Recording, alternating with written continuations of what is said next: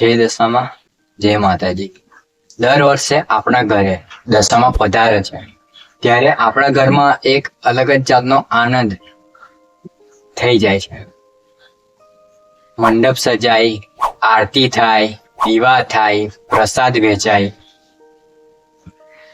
દરેકના દિલમાં ખાલી એક જ ભાવ હોય છે કે માં દશામાં આપણા ઘરે આવ્યા. પરંતુ આ વર્ષે મારા મનમાં એક પ્રશ્ન આવ્યો છે, જે સૌથી પહેલા એ પ્રશ્ન મારાથી પૂછ્યો કે શું ભક્તિ ખાલી પૂજા સુધી જ સીમિત છે કે આપણા વર્તનમાં પણ દેખાવી જોઈએ? હું આજે તમે બધાને શીખવવા નથી આવ્યો. હું નથી કહેતો કે તમે બધા ખોટા છો. હું નથી કહેતો કે હું જ સાચો છું. હું પણ તમારા જેમ જ દશામાનો ભક્ત છું. અને આજે મારા મનમાં આવેલા એક ભક્ત તરીકેના વિચારો હું તમને બધાને વહેંચવા માંગુ છું. આ વિડીયોમાં આપણે કોઈની ભક્તિનો વિરોધ નહીં કરીએ કે કોઈની પરિસ્થિતિનો કે એમની લાગણીઓનો વિરોધ નથી કરતા. કારણ કે બધાની લાગણી, બધાની ક્ષમતા, બધાની વિચાર શક્તિ, શ્રદ્ધા અલગ અલગ હોય છે. એક સવાલ આપણે બધાને પૂછીએ છીએ કે આપણે દશામાના 10 દિવસમાં ખાલી દશામાનો મંડપ જ શણગારીએ છીએ કે આપણે પોતાને પણ શણગારીએ છીએ, કે પોતાના મનને પણ? કારણ કે સાચી ભક્તિ જે છે એ અહીંથી જ શરૂ થાય છે. ઘણા વર્ષોથી આપણે એક વાત સાંભળતા આવ્યા છે કે ભક્તિ દિલથી કરવી જોઈએ. પરંતુ દિલથી ભક્તિ કરવી એટલે શું? શું માત્ર ઉપવાસ કરવા? શું આરતી ને પૂજા કરવી? દરરોજ હાર, પૂજા, આરતી, ઉપવાસ આ બધું તો આપણે રોજ કરીએ જ છે. શું આને પૂજા કહેવાય? પણ કદાચ આ બધું જ નથી. ઘણી વખતે આપણે ભગવાનની સામે ઘણી વખત ખૂબ જ નમ્ર હોઈએ છીએ, પણ આપણે જ્યારે આપણા લોકો જ સાથે આપણા ઘરમાં જ આપણે ગુસ્સામાં વર્તન કરીએ છીએ, વાત કરીએ છીએ, કોઈને ઠેસ પહોંચાડીએ છીએ. આપણે આપણું મંદિર તો સ્વચ્છ જ રાખીએ છીએ, પણ કેટલી વાર આપણા ઘરની બહાર પડેલો કચરો પણ જોઈને નજર ફેરવી લઈએ છીએ. આપણે જ્યારે મંદિરમાં જઈએ ત્યારે આપણે આપણા ભાવથી, દિલથી આપણે માતાજીને હાર ચડાવીએ છીએ, એને પૂજા કરીએ છીએ, પણ કેટલી વાર આપણે લોકોના મનમાં, લોકોના દિલમાં કાંટા મૂકી દઈએ છીએ. હું એવું નથી કહેતો કે આપણે બધા ખરાબ છીએ, પણ આપણે બધા સંપૂર્ણ નથી.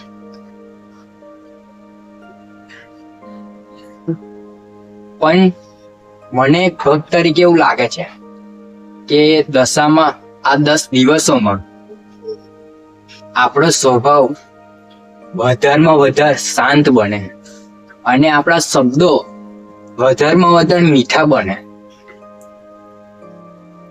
અને કદાચ આપણા હાથ કોઈ ભક્તિ માટે આગળ વધે તો આ પણ એક ભક્તિનો ભાગ છે. કારણ કે આપણે પૂજા તો થોડા સમય માટે કરીએ જ છીએ, પણ આપણું વર્તન, આપણું બોલવાનું, આપણું કરવાનું આખા લોકો અનુભવે છે, અને કદાચ ત્યાંથી જ સાચી ભક્તિ દેખાવા લાગે છે. એક વાત આજે પણ આપણે ક્યારેક ને ક્યારેક અનુભવી હશે, ભક્તિ જેટલી સુંદર છે ને એટલી જ શાંતિથી કરવી એ પણ સુંદર છે. આજે સોશિયલ મીડિયાનો ટાઈમ ચાલે છે. દરેક પળ કેમેરામાં કેદ થાય છે. યાદો સાચવવી એ સુંદર વાત છે. ભક્તિને બીજા સુધી પહોંચાડવા, ભક્તિના આનંદને બીજા સુધી પહોંચાડવાનું એ પણ સુંદર વાત છે. પરંતુ ક્યારેક આપણે પોતાની જાતને એક નાનો પ્રશ્ન પૂછીએ, હું આ બધું માત્ર માતાના પ્રેમ માટે કરું છું કે લોકો મારી ભક્તિ જુએ? એ ઈચ્છા પણ ક્યાંક મારા મનમાં છે. હું કોઈ લોકોને નથી કહેતો, કારણ કે આ પ્રશ્ન મેં મારી જાતને પૂછ્યો છે. ભક્તિનો સુંદર ગુણ એ કદાચ વિનમ્રતા છે. જ્યાં અભિમાન આવે ત્યાં ભક્તિનો ગુણ ધીમે ધીમે ઓછો થવા લાગે છે. જો આપણે ઉપવાસ કરીએ તો એ આપણા અને માતાના વચ્ચે રહે છે. જો આપણે સેવા કરીએ તો એ પણ આપણે દિલથી કરીએ છીએ. જો આપણે દાન કરીએ તો એ પણ શક્ય હોય ત્યાં વિનમ્રતાથી કરવું.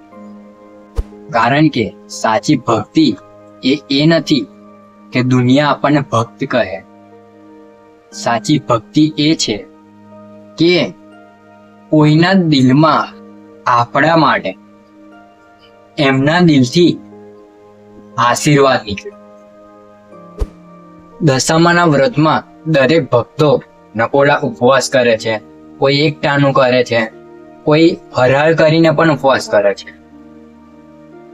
તો કોઈ પોતાની તબિયત અને પરિસ્થિતિ પ્રમાણે વ્રત કરે છે. અને મને એવું લાગે છે કે આ દરેક શ્રદ્ધાનું સન્માન થવું જોઈએ. પણ મને એક પ્રશ્ન આવે છે કે વ્રત કરવાનો હેતુ એ ઉપવાસ કરવાનો છે કે પોતાના મનને પણ થોડું બદલવાનો છે? જો હું આ 10 દિવસોમાં કદાચ મારા ગુસ્સાને હું કંટ્રોલ રાખી શકું,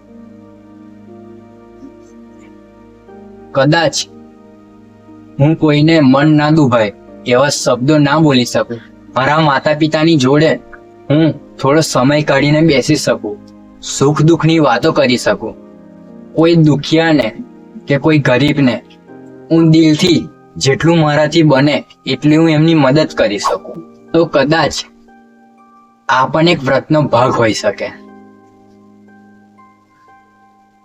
ઘણા વડીલો કહે છે કે આ માત્ર શરીરને નહીં, માણસને પણ સ્થિત શીખવે છે.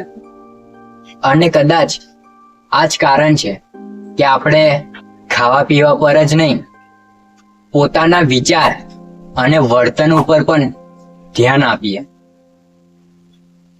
કારણ કે ભૂખ તો ખાલી 1 જ કલાકની હોઈ શકે, પણ સારો સ્વભાવ એ આપણા જિંદગીનો એક પ્રસાદ બની શકે છે. દશામાના દિવસમાં આપણે માતાની ખૂબ જ સેવા કરીએ છીએ. સવાર સાંજ આપણે ખાલી દશામાં આખો દિવસ રાત દિવસ આપણે ખાલી એક જ નામ જપીએ છીએ, દશામાં. સવાર સાંજ આપણે દીવો કરી, પ્રસાદ ધરાવીએ, ફૂલ ચડાવીએ અને આખા દિલથી ખાલી એક જ નામ લઈએ છીએ, જય મા દશામાં. પણ એક જ વાત મને એક વિચાર ઉપર મજબૂર કરે છે. જે મૂર્તિમાં આપણે દશામાનું સ્વરૂપ જોયું, શું એ જ મૂર્તિ 10 દિવસ પછી જ્યારે આપણે વિસર્જન કરીએ છીએ ત્યારે આપણે એટલું સન્માન આપીએ છીએ? એ કૃતજ્ઞતા વ્યક્ત કરવાની ક્ષણ છે, આભાર માનવાની ક્ષણ છે અને સન્માનપૂર્વક વિદાય આપવાની ક્ષણ છે.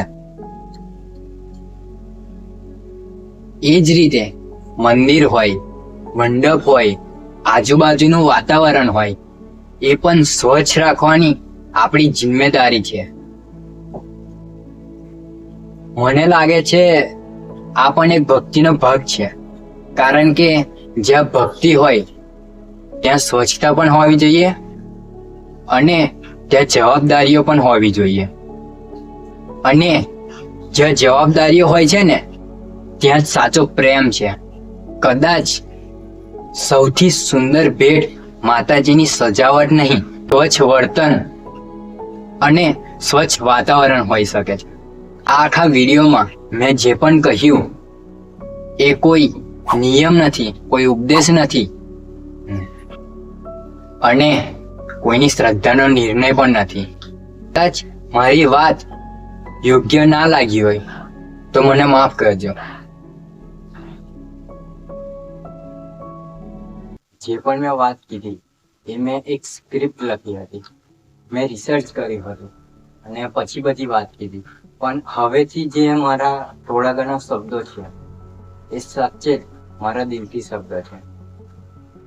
તો માની લો કે આપણે દશામાની મૂર્તિ લાવી, આપણા દિલમાં એક ઉમંગ છે, માતાજી પ્રત્યે ભાવ છે, આપણને વિશ્વાસ છે કે દશામાં છે, આપણને વિશ્વાસ છે કે માં છે અને આપણે એમની સેવા કરીએ, પૂજા કરીએ, આપણે નકોડા ઉપવાસ કરીએ 10 દિવસ.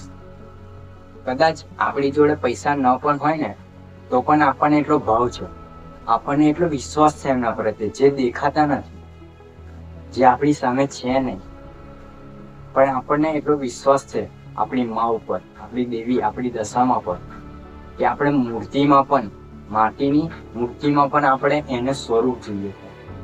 આપણે એ માને દેખીએ છીએ કે મારી માં છે.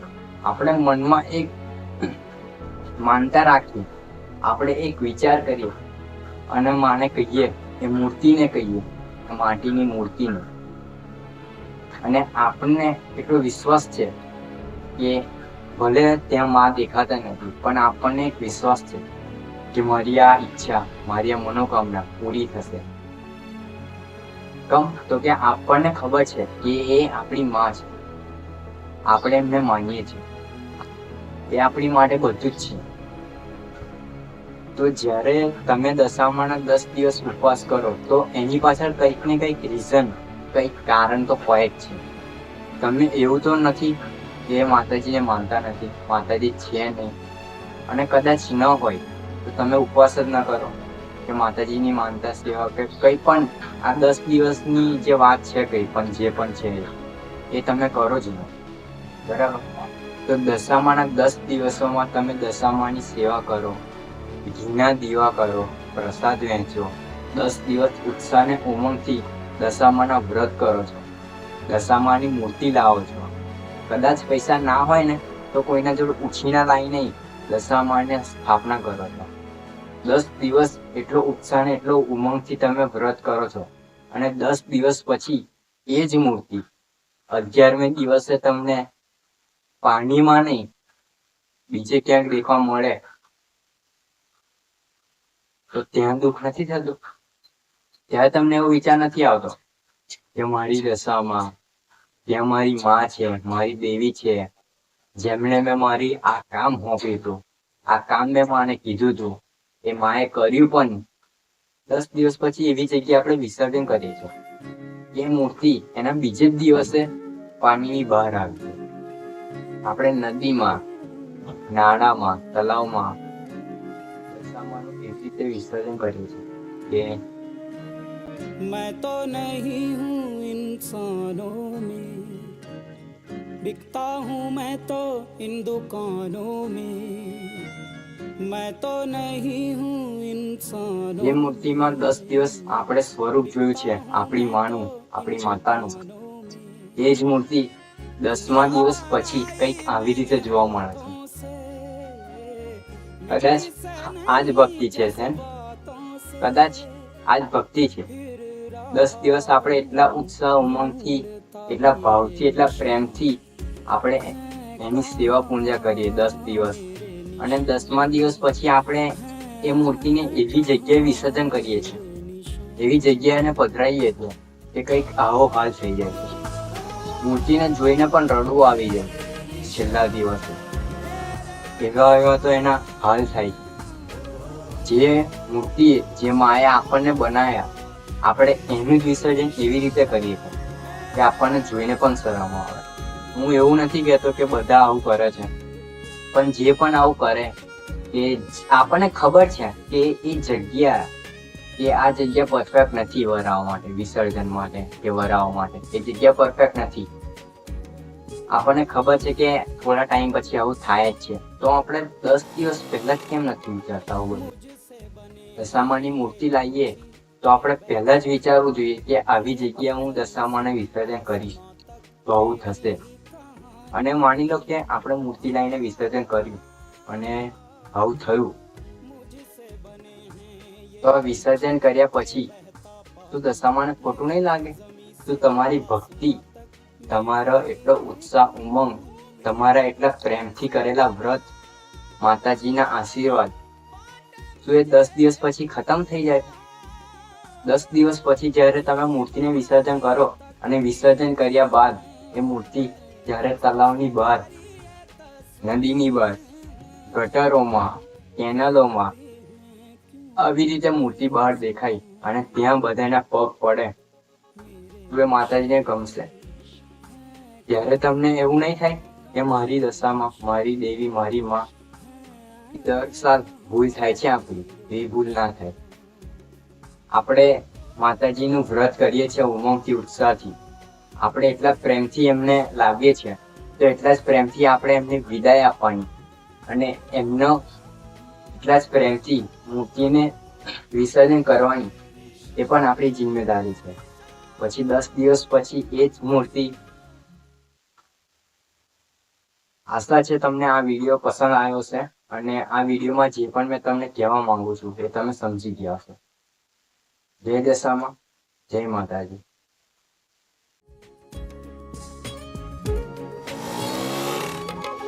मुझसे बने हैं ये पंछी, ये बहता पानी, लेके जमी से आसमां तक मेरी ही कहानी. मुझसे बने हैं ये पंछी, ये बहता पानी, लेके जमी से आसमां तक मेरी ही